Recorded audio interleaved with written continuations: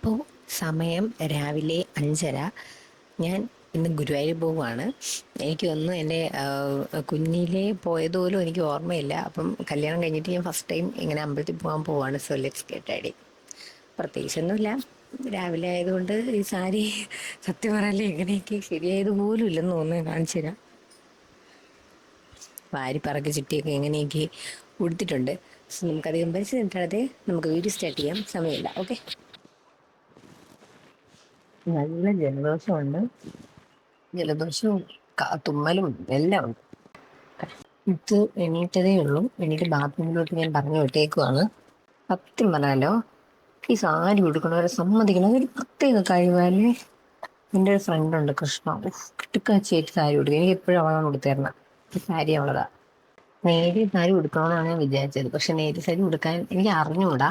റീപ്ലീറ്റ് ചെയ്ത് വെച്ചാലും എൻ്റെ ഫ്രണ്ട് എൻ്റെ അടുത്ത് പറഞ്ഞിട്ടുണ്ട്, നീ ഉടുക്കരുത്, നീ ഒറ്റയ്ക്ക് ഉടുക്കരുതെന്ന് പറഞ്ഞിട്ടുണ്ട്. ഞാൻ ഉപയോഗിച്ചിരിക്കുന്ന എല്ലാ പ്രോഡക്റ്റിന്റെയും ലിങ്ക് ഞാൻ ഇവിടെ എവിടെയെങ്കിലും എവിടെയെങ്കിലും ഞാൻ ടാഗ് ചെയ്തേക്കാമേ. പൊട്ടോടെ ഇരിക്കുമ്പം ലുക്ക് കംപ്ലീറ്റ് ആയി ഹെയർ സ്റ്റൈൽ ചെയ്യാം.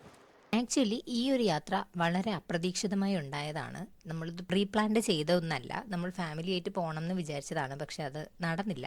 കല്യാണം കഴിഞ്ഞ സമയത്ത് എനിക്ക് ചെറിയൊരു ആഗ്രഹം ഉണ്ടായിരുന്നു ഗുരുവായൂർ പോയി ഒന്ന് ഹാരം ഇടണം എന്നുള്ളത്. പറഞ്ഞില്ലേ നേരത്തെ, എനിക്ക് നേരി സാരി ഉടുത്ത് ചെയ്യണം എന്നായിരുന്നു ആഗ്രഹം, പക്ഷെ അതല്ല നടന്നത്. എന്നാലും ഞാൻ ഹാപ്പിയാണ്. അവിടെ പോയി കൃഷ്ണനെ കാണാനും കൃഷ്ണന്റെ മുന്നിൽ വെച്ചിട്ട് ഹാരം ഇടാനും ഒക്കെ പറ്റിയതിൽ ഞാൻ ഭയങ്കര സന്തോഷത്തിലാട്ടോ. ഇതായിരുന്നു ഞങ്ങളുടെ റൂം വരുന്നത്.